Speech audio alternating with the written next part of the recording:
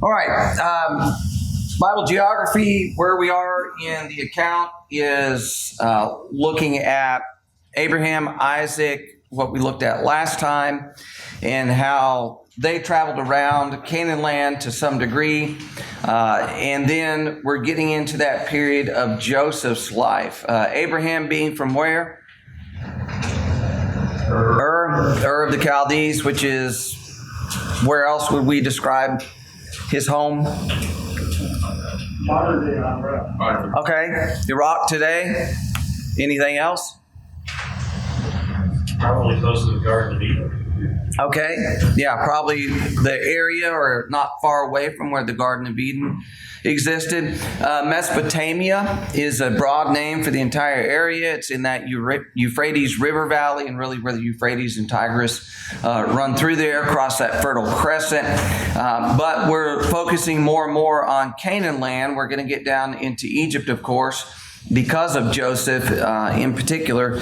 But looking at Joseph in his life, beginning, really, we pick up in Genesis 37, but 35, Genesis 35 and verse 27 says that Jacob came to his father Isaac at Mamre in Kirjath Arba, that is Hebron, where Abraham and Isaac had dwelt. So you can probably see there the number 1. See if this is working. Okay, it doesn't show on that screen, does it? Well, so much for that. All right, number 1 on here, Genesis 35:27, is where the family has settled. So you've got Jacob and his family there. Jacob, who's the family?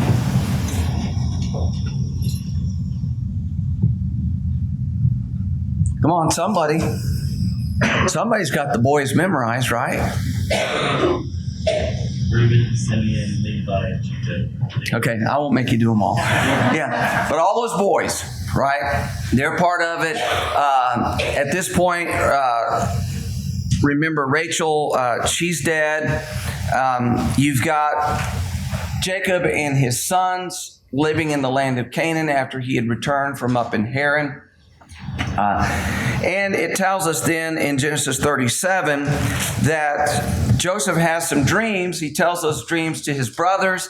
His brothers are mischievous men, and he's reported to his father some of those things that they had done. They don't like this favored son of their father. There's many different reasons for that. Part of that is because of that favoritism that's being shown to him very outwardly, of course, in that coat of many colors. And then the dreams that he has that basically tells them, you're going to bow down to me. And you can imagine those older brothers just chafing at that. And then, of course, they have different mothers. So there's just some natural rivalry among those brothers. So they hear about this. They're upset. They go out into the field to feed the flocks. Genesis 37:14. Who will read that for us? Genesis 37, verse 14. Go ahead, Jim. Then he said to them, please go and see if it is well with your brothers, and well with the flocks, and bring back word to me. So he sent him out of the valley of Hebron, and he went to Shechem. Okay, so they're going north. They've gone north to take care of the flocks. Why would they go to Shechem?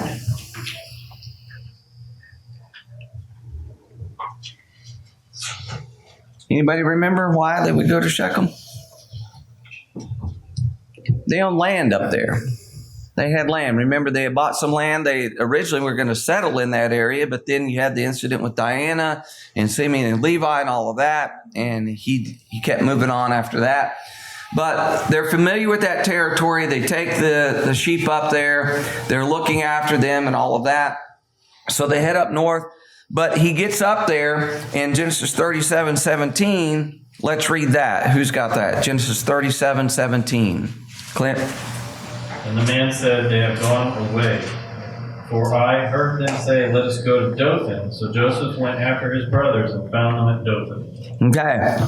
Dothan. So they travel further north.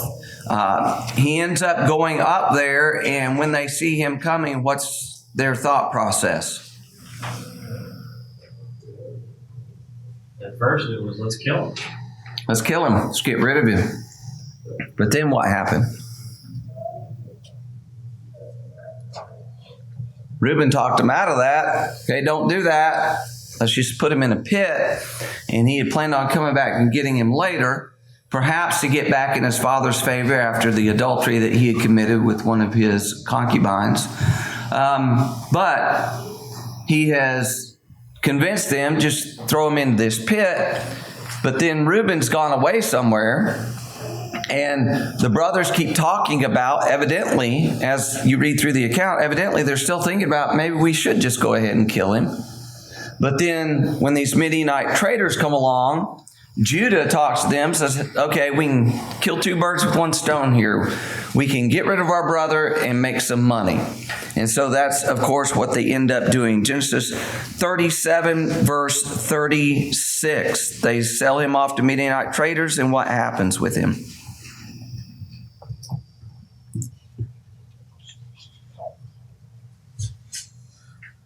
Sold him in Egypt to Potiphar. Sold him in Egypt to Potiphar. Nancy, you have anything? Just that. Just that. Very good. All right. Yeah, I'm not trying to trick anybody here. We're just walking through the account just to refresh ourselves of what's going on here. Now, these Midianite traders, it says in the account there that, you know, they've got the camels, they've got the spices, balm and myrrh. It says they are coming from Gilead. If you go back into the account, they're coming out of Gilead. So with, with the spices, the balm and the myrrh, it's speculated that they came out of Arabia, where those things would be, and they're headed over to Egypt and maybe points beyond to do trading. But as they're coming along, and you can see Dothan is along that way of the Philistines there, along one of the major trade routes and travel routes. And so they see them, here's an opportunity, let's sell our brother. They'll take him away, we'll never have to see him again, and we'll make a little bit of money. Then, of course, they make up the stories, they go back to their father about what had happened to him and all of that. But that's how Joseph, of course, gets down into Egypt. So, thinking about Egypt, for some of us, this is going to be a little bit of review, but let's just remind ourselves about some of the things concerning Egypt here. It's a land, of course, dominated by the sun. And on supplemental question number 1, when were the pyramids likely built? Does anybody have any info? 27, 23 BC, somewhere around that area. Okay. Yeah, there were a lot of them built in that time frame. They kind of have an outer time range of 3000 BC going down to 1600 BC. So in other words, these things, the Great Pyramids, the pyramids at Giza, are estimated to have been around 1,000 years before Abraham. So they were ancient. They were old.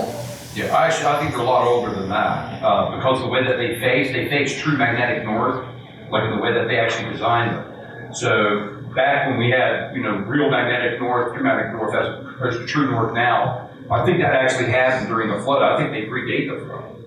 And in regards to that, because the way that it's aligned with the magnetic north, that's why. Yeah, it's true north at that time. Yeah, they're very ancient structures there. What were the pyramids built for?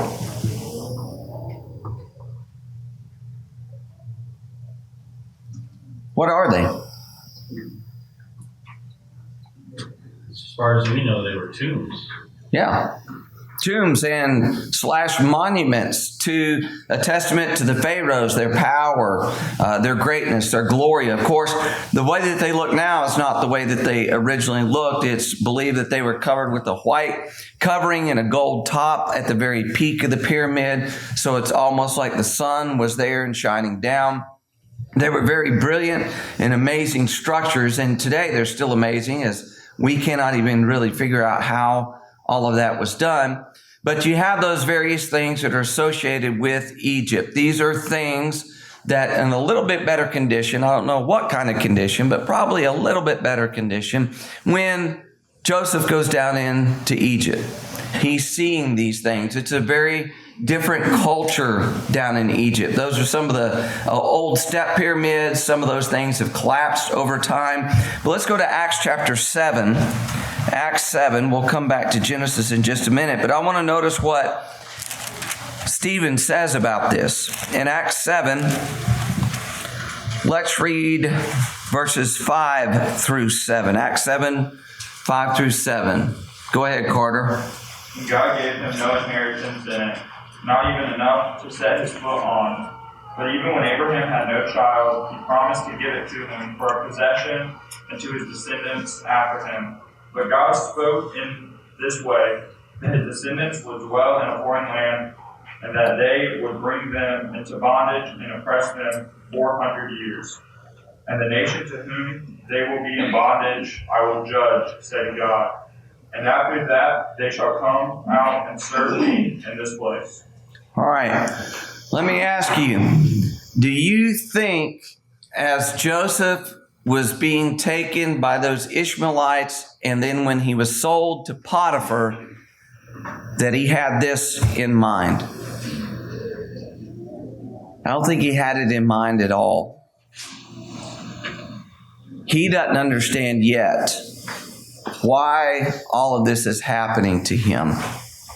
But of course, it's amazing about the attitude that he keeps in it, in being a righteous man, doing the very best that he can in the circumstance he finds himself in. We can read about that, of course, from Potiphar's house to being put in prison and so on. He was a good and decent young man. And we just have to admire that, because he's going down into a place that's very strange. Strangers in a strange land. It's completely unknown to him.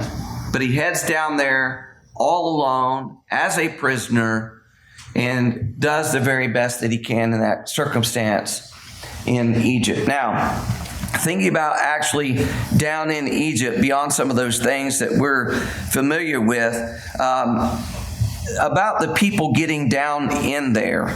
So what about them going down there? Why would God send his people into Egypt?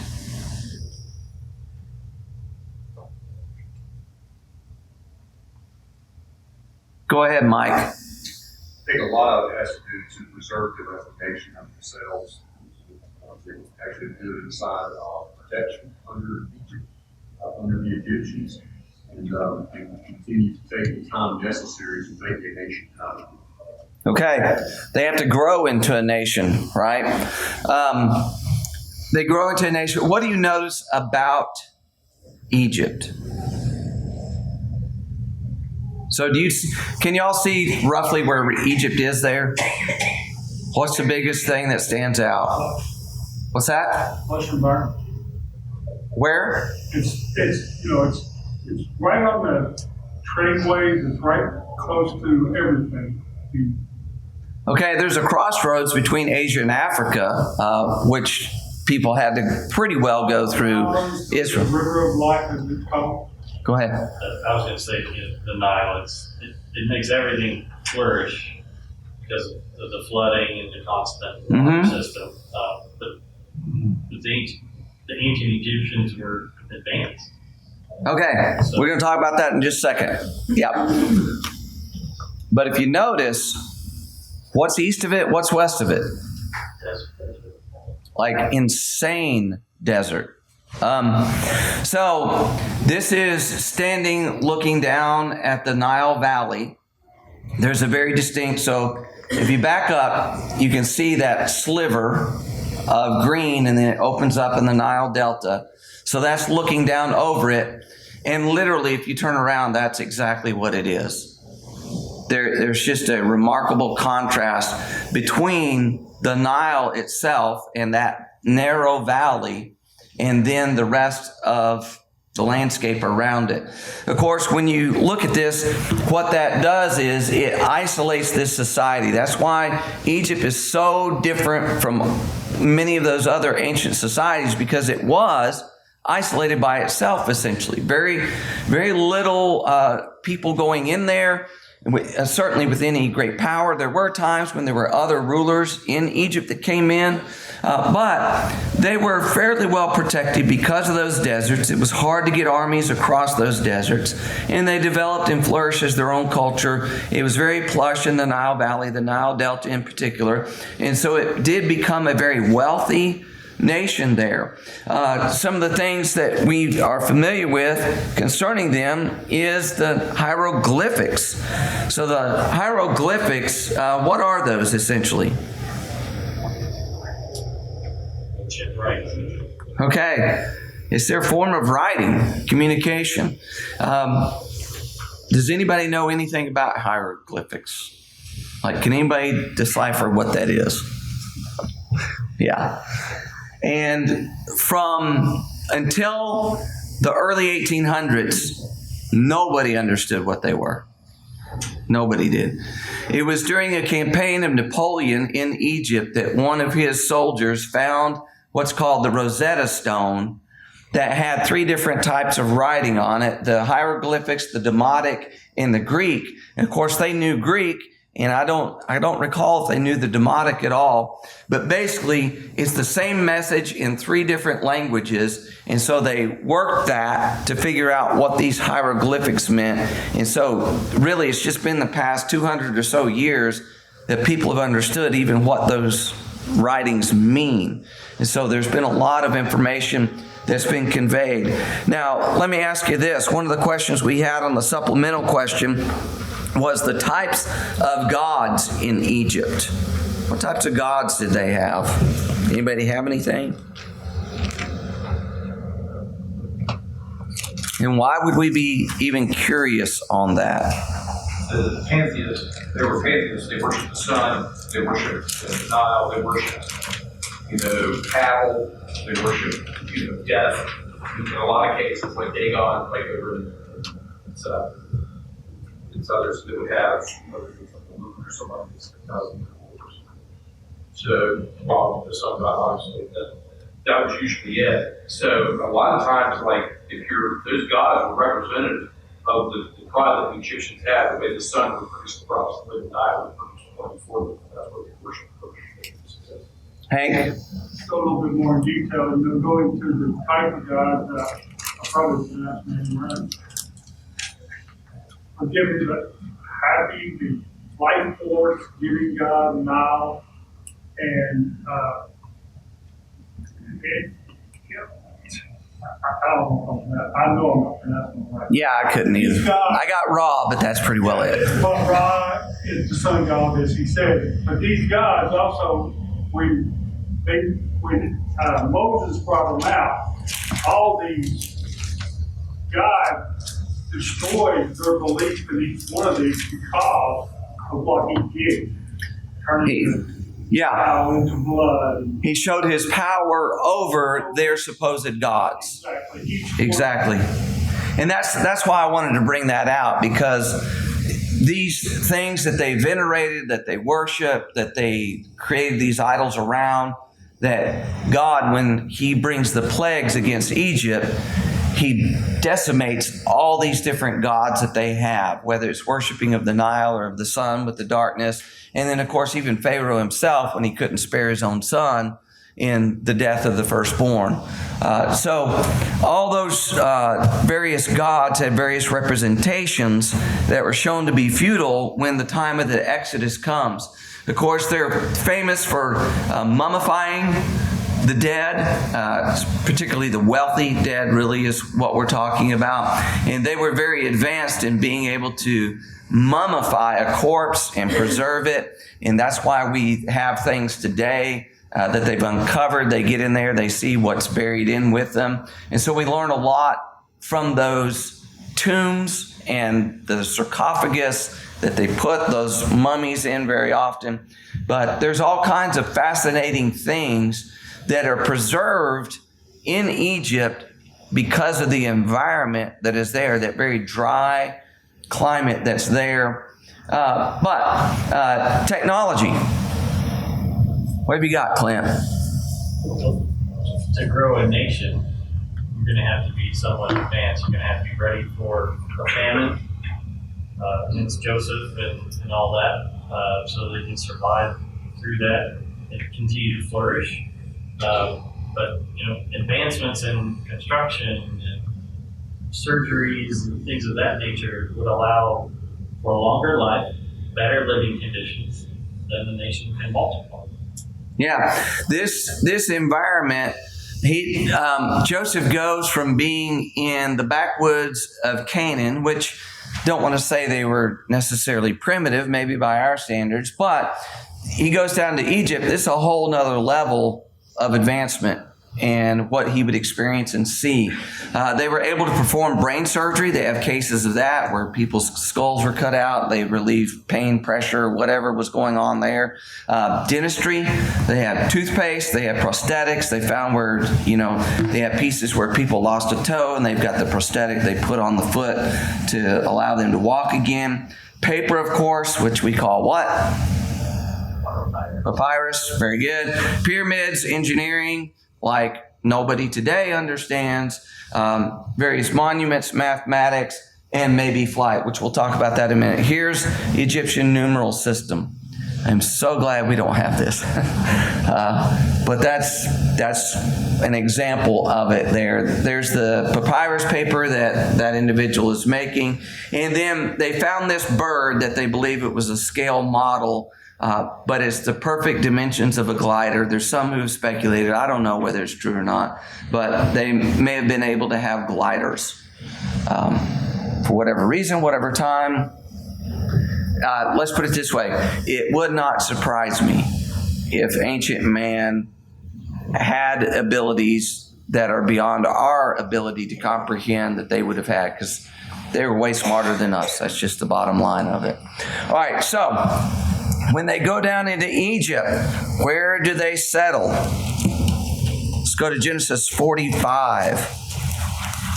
Genesis 45 and verse 10. This is when Joseph reveals himself to his brothers, and he tells them, here's what I want you to do. Genesis 45, verse 10. Who's got that for us?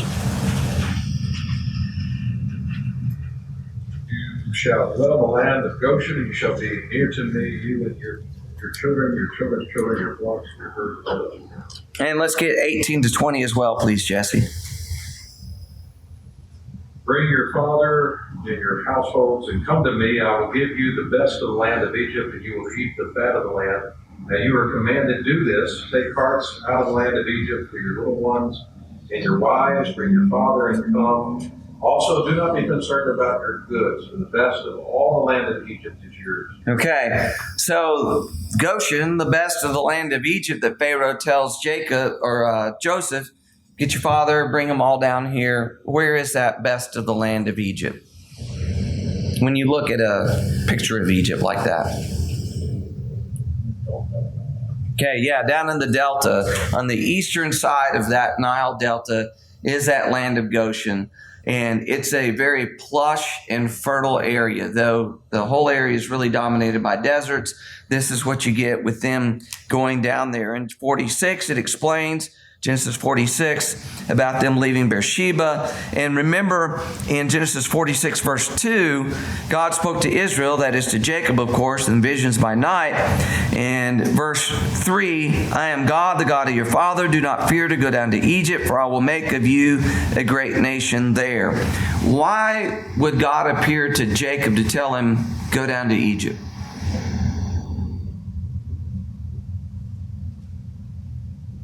Jacob would have been aware of the promises made to Abraham and Isaac of the land that would be given to them. Canaan, here from the land of Canaan. Mm-hmm. He's aware of those promises, land of Canaan. Wait, should I be leaving? Also, if you recall, during one of the famines, which they're moving because of a famine, but during one of the famines before, Isaac was told, don't go down to Egypt. So there may be some hesitancy here, even though my son is in a great position down there and we have everything we're going to need. He's a bit apprehensive about it, evidently. And so God appears to him and tells him, no, you go down there, I'm going to make you a great nation down there. So this gets us, if we fast forward to the time of the Exodus. So Exodus chapter 1. Exodus chapter 1 and verse 11. Exodus 1, verse 11. This gets us to question number 3 in the workbook. What 2 treasure storage cities did the Israelites build while in servitude in Egypt? So Exodus 1:11. Who's got that? Go ahead, Clint. Therefore they set taskmasters over them to afflict them with heavy burdens. They built for Pharaoh store cities, Pithom and Ramses. Okay. So Pithom and Ramses. Sometimes people have speculated that the children of Israel built pyramids. They didn't do that. In fact, there's pretty good evidence that slaves did not build the pyramids, that because those were special projects requiring great intelligence and all that it wasn't slave labor at all, that it was skilled craftsmen, artisans, and then regular laborers, of course, doing some things, but it wasn't like they employed millions of slaves to build those things. But what it does tell us here is as they're under the thumb of the Egyptians, they are being tasked with building these supply cities, these storage cities, Pithom and Ramses. All right, so we get to Exodus chapter 2, and who do we learn about in Exodus 2? Who comes to the center of the story and pretty well dominates every other person for centuries? Moses, right? I mean, even down to this day, Moses is a great giant among the people of God. And so Exodus chapter 2, what happens with him? Of course, he's born, he's found in that ark, his mother's brought to take care of him. But what ends up happening with him? He killed the Egyptian. Okay, he kills the Egyptian. In Exodus 2, verse 15. Let's read that. Exodus 2:15. Who's got that? Go ahead, Hank. When Pharaoh heard that this matter, he sought to kill Moses, but Moses fled the face of Pharaoh and dwelt in the land of Midian. And he sat down by his well. Okay. Land of Midian. Where is Midian?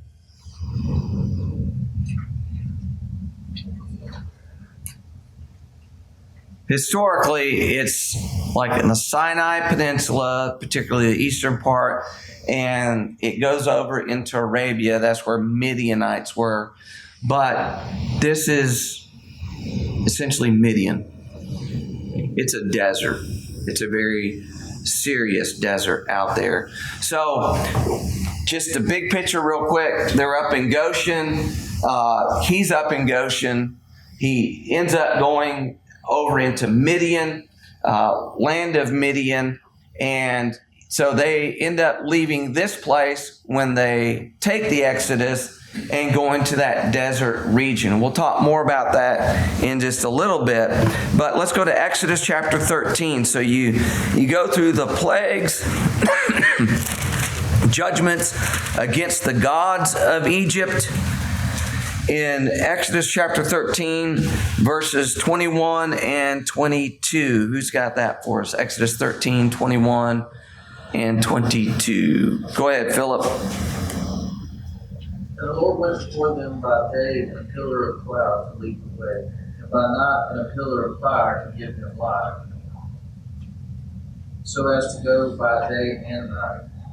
He did not take away the pillar of cloud by day or the pillar of fire by night from before the people. Okay.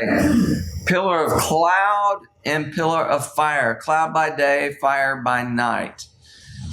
This is just how I picture it. I have no idea what it actually looked like. But I picture it as something like a thunderstorm, which during the day, if you see a thunderstorm, like it's just one big cell out there by itself, you see just a big white cloud, right? If it's at a distance, that's what you see. If you see that same thing at night, what does it look like? If there's lightning in there, which thunderstorm usually, but if there's very much lightning, it lights up. And so a pillar of cloud by day, pillar of fire by night. Exodus chapter 14 then. Exodus 14, let's read verses 1 through 4, please. Exodus 14, 1 through 4. Who's got this for us? Go ahead, Jim.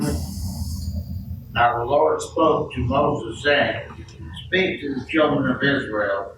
And they turned and camped before Pi Hahiroth, between Migdol and the sea, opposite Baal Zephon, and shall camp before it by the sea. For Pharaoh will say to the children of Israel, They are bewildered by the land. The wilderness has closed them in. Then I will harden Pharaoh's heart, so that he will pursue them. And I will gain honor over Pharaoh and over all his army, that the Egyptians may know that I am the Lord. And they did so. Okay. So remember, as they're coming out of the land of Egypt, they travel along the way, and it gives us a couple of stops. If you back up in chapter 13 and stuff, talks about they're going from Ramses to Succoth to Etham, and then they go down to this Migdal, Pi Hahiroth, however you say that. They end up down there, and they're up against the Red Sea. And even though it's just a finger, really, of the Red Sea, it's a sea. It's an ocean there. It's not easy to get across. Don't buy into the stories that sometimes secular historians try to sell you. Oh, they were just going through a marshy area. Well, that's not so. They weren't going through just a marshy area. And the text spells that out. We're not going to get into all that as to exactly why. But Exodus chapter 14, they're pinned up against the Red Sea. Pharaoh thinks, I've got them now. Let's go and let's bring them back. Well, let's read Exodus 14, verses 10 through 14, please. Exodus 14, 10 to 14. Who's got this? Go ahead, Clem. When Pharaoh drew near, the people of Israel lifted up their eyes, and behold, the Egyptians were marching after them, and they feared greatly. And the people of Israel cried out to the Lord. They said to Moses, Is it because there are no graves in Egypt that you have taken us away to die in the wilderness? What have you done to us to bring us out of Egypt? Is not this what we saw? We said to you in Egypt, Leave us alone, that we may serve the Egyptians. For it would have been better for us to serve the Egyptians than to die in the wilderness.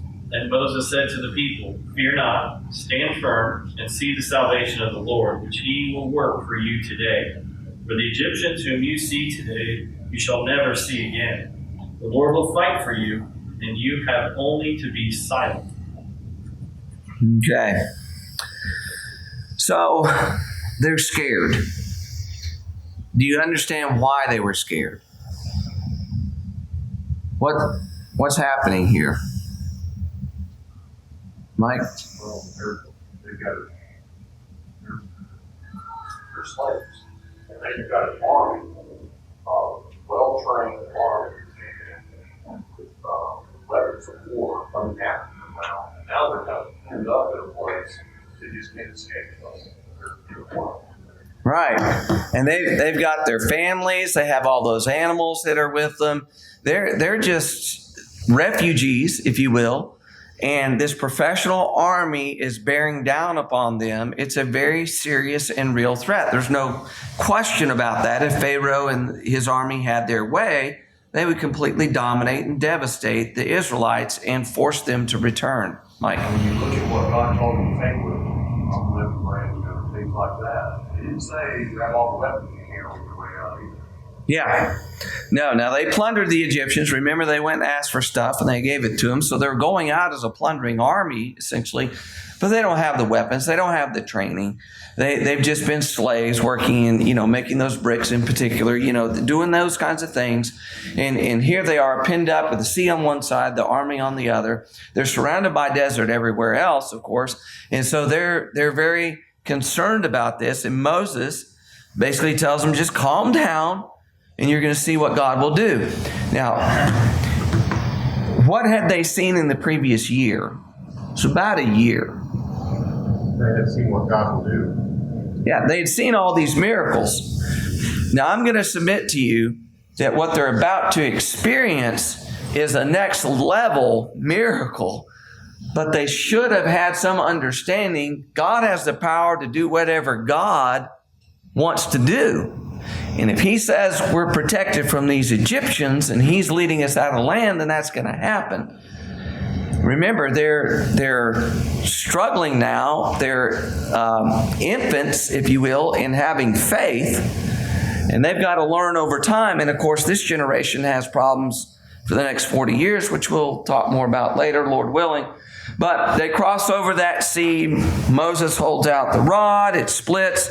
They go across at night. And it tells us that Pharaoh's army is doomed. They go down in there and the waters return. And all the Egyptian army is decimated and devastated. Let's go to Exodus 14, verses 30 and 31. Exodus 14, 30 and 31. Who's got that for us? Go ahead, Mike. So the Lord saved Israel that day from the land of the Egyptians, and Israel saw the Egyptians dead on the seashore. When Israel saw the great power which the Lord had used against the Egyptians, the people feared the Lord, and they believed in the Lord and his servant Moses. Okay, at least for the moment, they have some faith. They have some confidence in the Lord. And this, of course, is what Paul references in 1 Corinthians 10 when they're baptized into Moses in the cloud and in the sea. The cloud was with them, and the cloud, the account tells us, stood between them and the Egyptian army and to allow the Israelites to cross over that Red Sea. And they've got the walls of water on either side. They get to the other side. They went from being under the domination of Pharaoh to being under the leadership of Moses and helping them to know and to serve God. All right, so that's Exodus 14, crossing that Red Sea. Exodus chapter 15. Exodus 15. Let's jump to verses 22 to 26. Exodus 15, 22 to 26. Who's got this for us? Go ahead, Mike. Then Moses led Israel from the Red Sea, and they went out to the wilderness of Shur. And they went 3 days in the wilderness and found no water. When they came to Marah, they could not drink the waters of Marah because they were bitter. For what reason? For that reason it was named Marah. For the people grumbled at Moses, saying, "What are we to drink?" Then he cried out to the Lord, and the Lord showed him a tree, and he threw it into the water, and the waters became sweet. There he made for them a statute and regulation, and there he tested. And he said, "If you will listen carefully to the voice of the Lord your God, and do what is right in his sight, and listen to his commandments, and keep all his statutes, I will put none of the diseases on which you have put on the Egyptians, for I, the Lord, am your healer." Okay. So they're out in that desert. We're going to look at some more pictures of that in just a little bit. But they come to this place where the waters are bitter. There's a tree that's thrown in. This is a well in that general area. And so it gives you a picture of maybe how wells were done in ancient times. And of course, the groundwater would come up into that well. They would run buckets down in there and get the water out. But it was bad water. It was unpotable.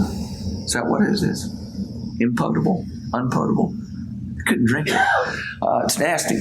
So he puts the tree in there and it solves that issue. He tells them, look, God's going to be with you. He keeps telling them, don't worry about this. This is that general area around that well. So you can understand there's water in places in the desert, which is indicative because the palm trees that are there.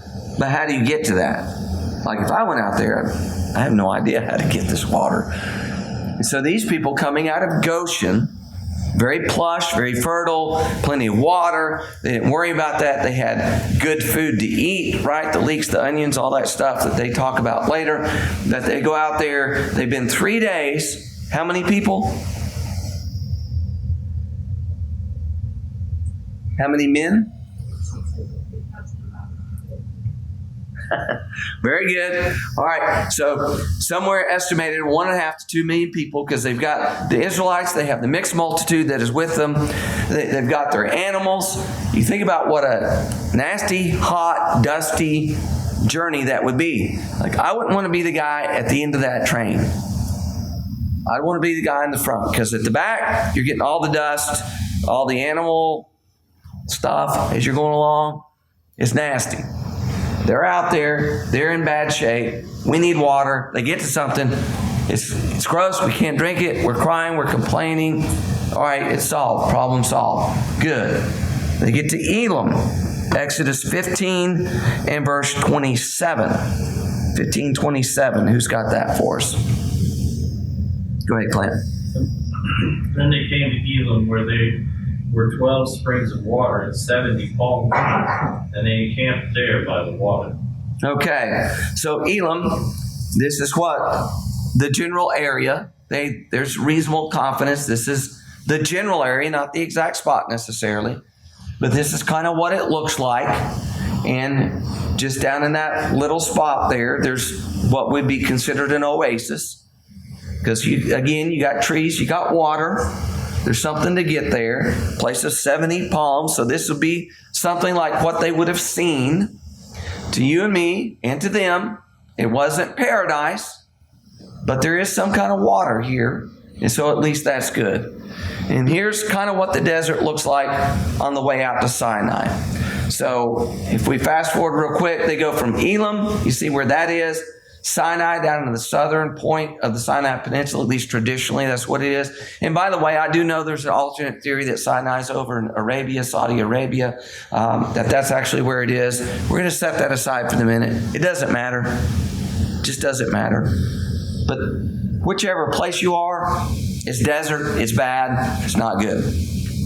Now, looking at it on the way out there, you see scrub that is out there. Okay, there's some stuff out there, but mostly it's just sand and rock. It's pretty well all you're going to see the whole trip. So Exodus 16, as they're complaining about lack of food, what is it that God did for them? Exodus 16. Come on, somebody's got a little headline in there. Manna, bread from heaven. That lasts until they get into Canaan and they eat of the land in Joshua chapter 5. Won't explore that right now, but that's what's going on. They come to a place called Rephidim. What happens in Rephidim? Exodus 17. The Amalekites attacked. Okay, they're attacked. First thing is they get water from a rock at Rephidim. And this is where the Amalekites attack them. And this is where later you get into Saul being commanded to go and to destroy these people. Again, that's another account that we would follow through. But this is the area of Rephidim. There's some ancient little tombs, I think, that were carved into the rock nearby there. So you see it's fairly barren. You can understand, okay, if you're going to find water, it's coming out of a rock, because that's all that's there. It's rocks. But Exodus 19, they get down to Sinai. Exodus chapter 19, let's read verses 1 and 2 there, please. Exodus 19, 1 and 2. Who's got that? Go ahead, Philip. The third month after the children of Israel had gone out of the land of Egypt, on the same day they came to the wilderness of Sinai. They had departed from Rephidim, had come to the wilderness of Sinai, and camped in the wilderness. So Israel camped there before the mountain. Okay, so they get down to Sinai, also known as what? Horeb, or the mountain of God, right? Exodus 3, verse 1. So this is what they say traditionally is Mount Sinai. That's where they'll take you, hike you up to the top. I doubt that that's actually Sinai, but it gives you an idea of what it's like. Camped at the base of this mountain, and Moses is going up to that mountain, of course, through the account as you continue on reading. But this is the type of place where they would have been. This is kind of what it looks like up on top, and looking out over the entire area is just rock. There's a reason I'm emphasizing that. We'll get back to that in a little bit. But they camp out here from Exodus 19 to Numbers 10. About a year. As they're there, they're receiving the law and all these various events that unfold from Exodus 19 to Numbers chapter 10. Now, in Exodus 20, let's look at Exodus 20, verses 18 down to 21, please. Exodus 20, 18 to 21. Who's got this? Go ahead, Jesse. And all the people witnessed the thunderings, the lightning flashes, the sound of the trumpet, the mountain smoking, and when the people saw it, they trembled and stood afar off. Then they said to Moses, "You speak with us, and we will hear, but let not God speak with us, lest we die." And Moses said to the people, "Do not fear, for God has come to test you, that his fear may be before you, so that you may not sin." So the people stood afar off, but Moses drew near the thick darkness where God was. Okay. Now, this is another picture that I found that just kind of in my mind, that's kind of what it would have been like. What is it? What is it that happened here in Exodus 20 that gave rise to this occasion? The people saying, "We don't want to hear anymore." What is Exodus 21 through 17? It's fairly famous. Ten Commandments. Originally, God spoke the Ten Commandments to Israel. We think of it, well, they're written on these tablets of stone, and we have all types of depictions of that in our day and age. But originally, God spoke it directly to the people. And when that happened, and they see the thundering, the lightning flashes, sound of the trumpet, mountain smoking, all of that, this thick darkness, they are petrified, and understandably so, Mike. This is where we see that switch from God talking to the household, to the head of the household, to the prophets. Yes, and Moses becomes the spokesman for God, between God and the people. So, what are some of the things you remember happening at Sinai, just very briefly? You got the Ten Commandments, you got the law that's delivered. Anything else? Okay, the golden calf, Exodus 32. They observed the second Passover. You fast forward all the way to Numbers chapter 9. But here's what I want to get at. You think about how barren that desert was. The people had very real issues. It's not like they just made up the fact they didn't have water or there was a lack of food. They didn't make that up. It was real. Now you imagine you being out there, very little or no water, very little or no food. You got your family, you got your animals. He's brought us out here. Would you complain? I have to admit, I think I'd have a real problem. Why have you brought us out here? What is wrong with you? But here's the thing. They thought they had the right to complain, and there are times when we think we have the right to complain about our circumstances in life. And this whole account of these Israelites out there is basically telling us, you have no right to complain. You need to have faith in God. So I think there's some great lessons to learn from them and what they went through there. All right, Lord willing, we'll press on with the next lesson as we continue studying about the Israelites.